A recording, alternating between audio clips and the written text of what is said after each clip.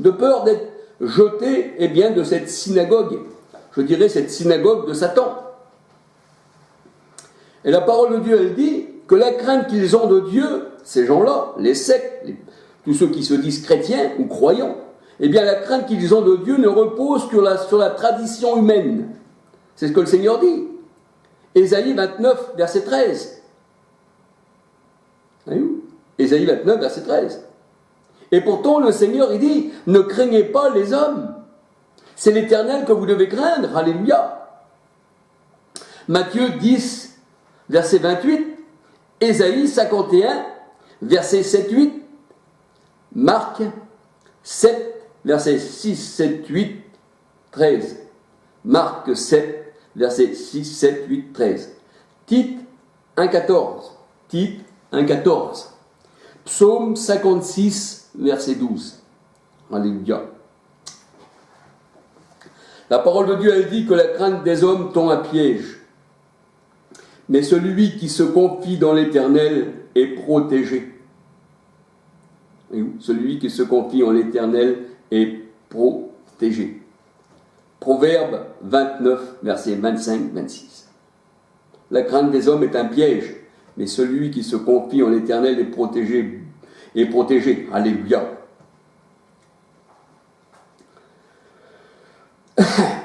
La crainte des hommes n'atteint pas l'enfant de Dieu. Le Seigneur a dit, il ne faut pas les craindre des hommes. La crainte des hommes n'atteint pas les enfants de Dieu. Les apôtres ont donné l'exemple. Eh oui. Paul, Pierre disait, rien ne peut nous empêcher de parler au nom du Christ. Alléluia. Alors la crainte de l'Éternel, c'est l'honorer, c'est le reconnaître tout-puissant. Et oui, alléluia, en amour, en bonté et en justice. C'est reconnaître qu'il peut faire trébucher ou qu'il peut relever l'homme, voyez-vous. Il peut le sauver ou le perdre. C'est le reconnaître dans tout ce qu'il est. Alléluia. Jacques 4, verset 12. Jacques 4, verset 12.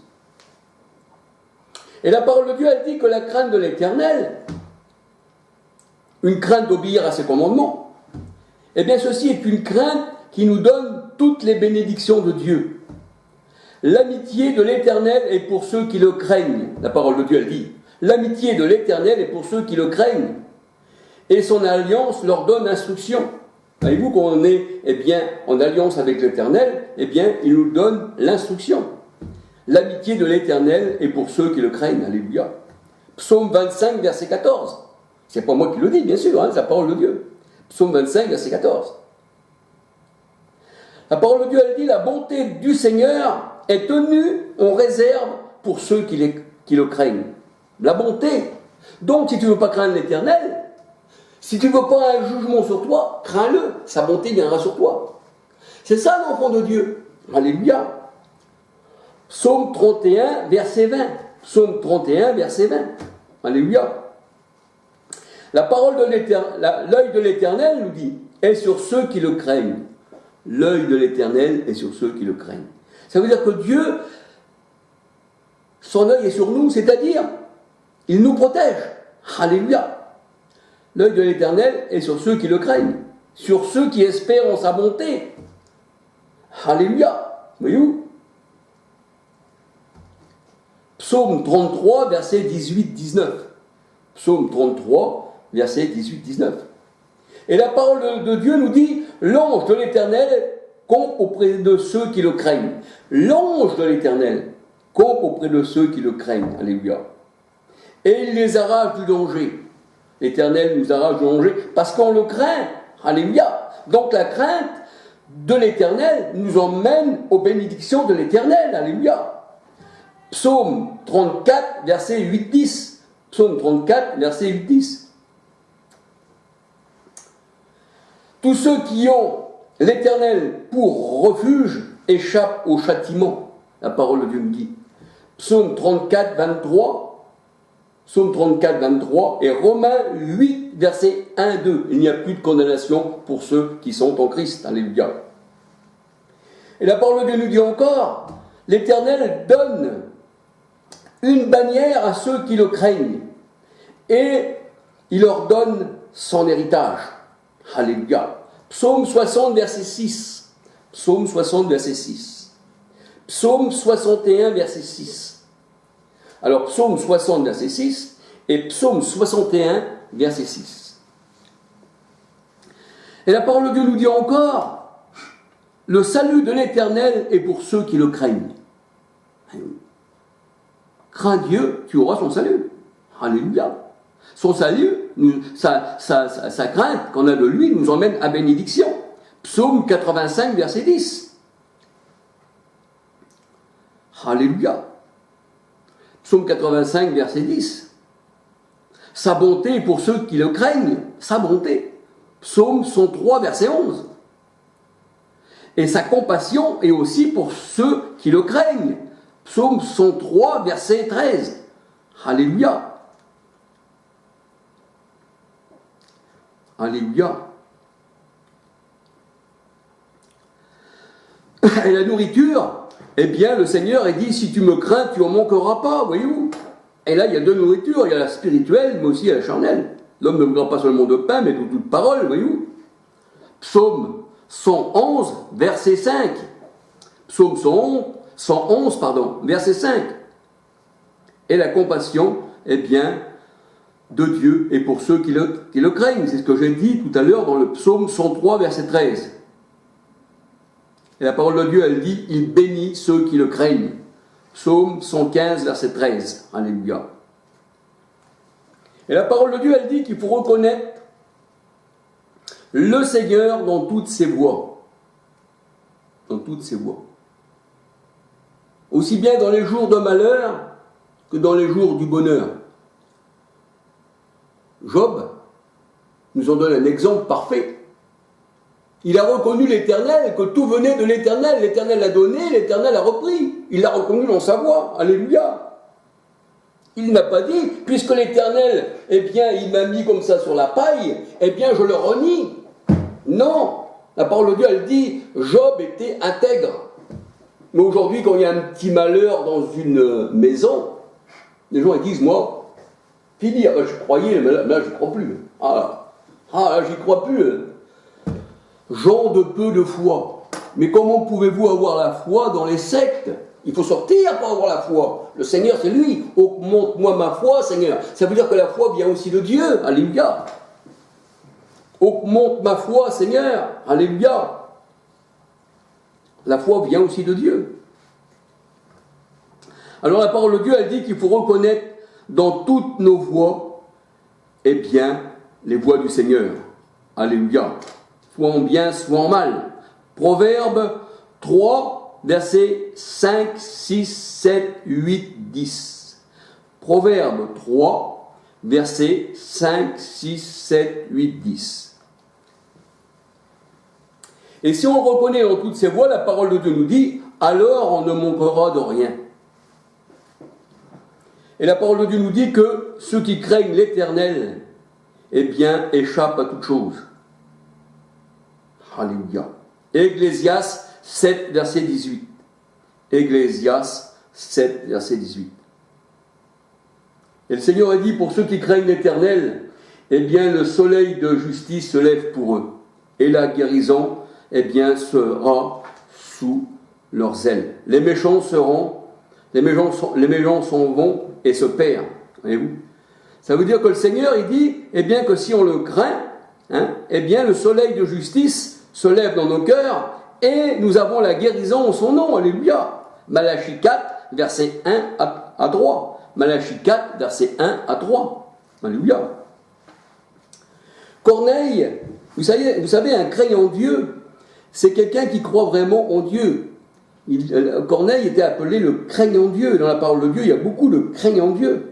Je n'ai pas pris toutes les références, mais si on veut se donner la peine de chercher les craignants Dieu, eh bien, on verra qu'il y a beaucoup de craignants Dieu dans la parole de Dieu. Tous les croyants sont des craignants Dieu, alléluia. Alors Corneille, lui, c'était un païen, c'était un centurion de l'armée romaine. Un craignant Dieu. C'est-à-dire, il croyait au Dieu d'Israël. Il était païen, mais il croyait au Dieu d'Israël. Voyez-vous? Donc, je dis païen, je pourrais dire c'était aussi un croyant, pas païen, mais je prends le terme de païen parce qu'il était un Italien, il ne faisait pas partie des Hébreux. Voyez-vous, c'était un Italien, c'était un Romain, hein, mais il avait accepté le Dieu d'Israël. Alors c'était un craignant Dieu, nous dit la parole de Dieu. Comment je vais dire, Corneille, on peut dire c'est le premier converti d'Europe. Alléluia, le premier païen converti. Acte 10, versets 1, 2, 44, 45, 46, 47, 48. Acte 11, versets 1 à 18. Acte 10, versets 34, 35. Voyez-vous, là, les craignants Dieu, comme le Seigneur a dit, puisque c'est ceci, voici, tu recevras aussi l'Esprit Saint. Alléluia. Les apôtres, dans la crainte du Seigneur, cherchaient par la parole à convaincre les hommes. Ils avaient la crainte des apôtres, de déplaire au Seigneur. 2 Corinthiens 5, verset 11. Et Paul disait, malheur à moi si je n'évangélise pas. Malheur à moi. 1 Corinthiens 9, verset 16. Et dans la parole de Dieu, rien n'est oublié, même les femmes. La parole de Dieu, elle dit, la femme qui craint l'Éternel sera louée et elle ne sera pas oubliée. Alléluia. Proverbe 31, verset 30. Il y a aussi des craignants Dieu, mais aussi des femmes qui craignent l'Éternel. Proverbe 31, verset 30. Alors regardez bien. Il y avait ce roi Joachim, au temps de Jérémie, bien sûr. Il a brûlé le livre de la loi. La parole de Dieu, elle dit, car il n'avait pas la crainte de l'Éternel. Mais n'ayant pas la crainte de l'Éternel, la parole de Dieu nous dit, la malédiction de Dieu est tombée sur lui et sur tout ce que lui appartenait. C'est-à-dire sur sa postérité et sur tout ce qui lui appartenait. Jérémie 36, versets 27 à 31. Jérémie 36, versets 27 à 31. La parole de Dieu, elle dit qu'on n'y a aucune crainte, le mal règne. Genèse 20, verset 11. Qu'on n'y a aucune crainte, le mal règne. Et c'est vrai. Genèse 20, verset 11. Genèse 20, verset 11. La parole de Dieu, elle dit que la crainte de l'Éternel ajoute des jours à la vie de ses élus. Voyez-vous, si on craint l'Éternel, nos jours dans ce monde, le Seigneur dit, j'ajouterai des jours à ta vie. Proverbe 10, verset 27. Proverbe 10, verset 27. Et il est vrai qu'il y en a qui ne craignent pas l'Éternel, mais des fois ils vont voler tout ça, et puis ils se font tuer, sur le champ des fois. Ils vont en prison, voyez-vous. Voilà, ça veut dire que le Seigneur, il dit, moi je te rajoute des jours, mais aussi des jours dans ta vie, voyez-vous. Proverbe 10, verset 27. La parole de Dieu, elle dit que la crainte de l'Éternel est la sécurité pour ses enfants. Et la crainte de l'Éternel est une source de vie. Proverbe 14, verset 26, 27. Proverbe 14, verset 26, 27. Et la parole de Dieu, elle dit que la crainte, est notre trésor. Ésaïe 33, verset 6. Alléluia. Alors c'est vrai que cette crainte que nous avons du Seigneur, pour nous, elle est bénéfique. Ça veut dire, elle nous rend du bien. Alléluia. C'est une crainte qui nous amène au salut, la parole de Dieu nous dit. Cette crainte-là, elle nous emmène au salut, puisqu'on craint l'Éternel. Alléluia. Psaume 85, verset 10. Excusez-moi, si des fois je parle un peu vite, c'est vrai. Alors, je répète, Psaume 85, verset 10. Alors c'est vrai que les nations ont la crainte du châtiment de Dieu. Mais cette crainte qu'ils ont de Dieu, les nations, c'est pas la même que la crainte d'un vrai croyant. Non, parce que cette crainte-là, comme nous avons vu, elle nous emmène à l'amour, elle nous amène à la bénédiction de Dieu, elle nous amène au salut. Alléluia. Elle est une source de vie, la parole de Dieu nous dit, la crainte du croyant. Mais la crainte, des nations, c'est pas du tout la même crainte. C'est la crainte du châtiment de Dieu. Cette crainte mène à la mort. Eh oui. Eh oui. Cette crainte ne mène pas au salut. Cette crainte-là, eh bien, elle mène au châtiment de Dieu. La parole de Dieu nous dit, car la crainte n'est pas dans l'amour. La crainte n'est pas dans l'amour. Dieu est amour. Alléluia.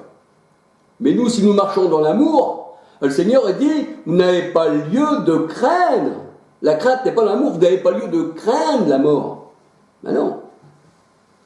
La crainte n'est pas dans l'amour. La crainte suppose un châtiment. Et où? Si j'ai peur de Dieu, que je ne marche pas, que je suis païen, que j'adore les idoles, eh bien je peux avoir la crainte dans mon cœur, mais ça ne sera pas la crainte qui m'emmène à salut, ça sera la crainte qui m'emmènera, eh bien, à la mort. Voyez-vous? Celui qui craint, la parole de Dieu nous dit, eh bien, n'a pas l'amour. Parce que l'amour, eh bien, est sans crainte. Voyez-vous? Si on est au Seigneur, qu'on marche dans l'amour, on ne craint pas le Seigneur, parce que Dieu est amour, alléluia. Et nous marchons, eh bien, sans crainte, alléluia. C'est vrai que la crainte, eh bien, suppose un châtiment. Et la parole de Dieu, elle dit, celui qui craint n'est pas parfait dans l'amour. Eh oui. 1 Jean 4, verset 18-19. 1 Jean 4, verset 18-19. Et la parole de Dieu nous dit, cette crainte ne vient pas de Dieu. Cette crainte-là vient du cœur de l'homme. L'homme méchant qui attend sa condamnation éternelle. Et d'ailleurs, le Seigneur disait de son peuple, son petit troupeau, pas cette grande porte, non, cette petite porte, le petit troupeau. Le Seigneur disait à son peuple, Luc 12, 32, ne crains pas petit troupeau, ne crains pas petit troupeau. Alors c'est vrai que si on marche dans l'amour, qu'on craint Dieu, qui nous mène à salut, eh bien on ne va pas craindre, alléluia. Luc 12, 32. Et Luc 12, 32.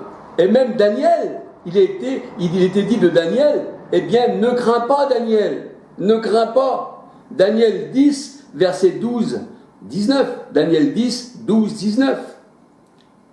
Même pour Marie, ne crains pas Marie. Luc 1, verset 30. Luc 1, 30. Alléluia. Et la parole de Dieu, elle dit, ne crains pas, mon élu. Ne crains pas, Jacob. Ne craignez pas. Je vous ai rajouté à un grand prix. Alléluia. Ésaïe 43, verset 1. Ésaïe 43, 1. Voyez-vous la crainte de Dieu qui mène au salut? Alléluia. Voyez-vous la crainte de Dieu qui mène au salut, c'est une crainte qui n'est pas une crainte qui subit un châtiment. Voyez-vous? Parce que justement, elle nous donne la vie, cette crainte. Mais la crainte que le cœur mauvais, que le cœur non circoncis qui a l'homme mauvais, la parole de Dieu nous dit, eh bien lui, eh bien il a la crainte du châtiment de Dieu. Voyez-vous? Il est rebelle, la parole de Dieu nous dit, à sa parole. Voyez-vous? Il est rebelle à sa parole. Le Seigneur éternel a le droit de vie ou de mort sur sa création. Alléluia. Voyez Job 2,10, Job 1, 21 et Job 42, verset 10, 11. Alléluia.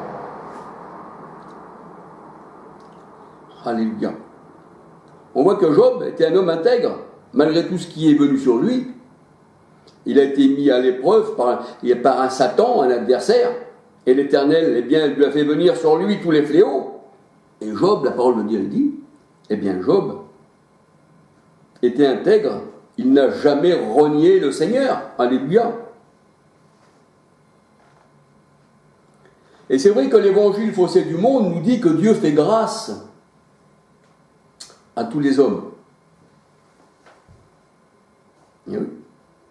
L'évangile faussé du monde dit que Dieu fait grâce à tous les hommes, sans exception. Mais c'est un mensonge. C'est un mensonge. Dieu n'a pas fait grâce à tous les hommes. C'est un grand mensonge. La parole de Dieu nous dit que la grâce et les ténèbres ne l'ont pas reçue. Dieu voulait donner grâce à tous les hommes, mais les ténèbres, ils ne l'ont pas reçu, cette grâce. Jean 1, verset 1 à 13. Jean 1, verset 1 à 13. Les ténèbres n'ont pas voulu accepter la lumière, donc ils n'ont pas eu la grâce. Et le Seigneur veut que tous les hommes soient sauvés et parviennent à la connaissance de la vérité. Tous les hommes, sans exception. Pourtant, tous les hommes ne sont pas venus à la vérité, mais ils sont restés dans le mensonge. 1 Timothée 2, verset 4. Voyez-vous ? Et la parole de Dieu, elle dit, eh bien, que le Seigneur a donné un esprit d'égarement à l'homme méchant, à l'homosexuel même. Le Seigneur a dit, leur cœur sans intelligence a été plongé dans les ténèbres. Et c'est le Seigneur qui les a mis dans les ténèbres, selon leur convoitise, selon ce qu'ils ont voulu être. Romains 1, verset 21 à 32. Romains 1, verset 21 à 32. 2 Thessaloniciens 2, verset 10, 11, 12. Voyez-vous, ils ont reçu une puissance d'égarement du Seigneur pour qu'ils croient au mensonge, parce qu'ils aiment le mensonge. Ce sont les pères du mensonge qui dit le Seigneur, voyez-vous. La parole de Dieu, elle dit, il est terrible de tomber entre les mains du Dieu vivant. Il est terrible. Il est terrible. Voyez-vous ? Les gens disent, oh non, Dieu, il est amour. C'est vrai, pour ses élus. Alléluia. Il est terrible de tomber entre les mains du Dieu vivant. Hébreux 10, versets 29, 30, 31. Hébreux 10, versets 29, 30, 31. La parole de Dieu, elle dit que le jeune homme, on pourrait dire aussi le vieillard, on pourrait dire aussi la femme,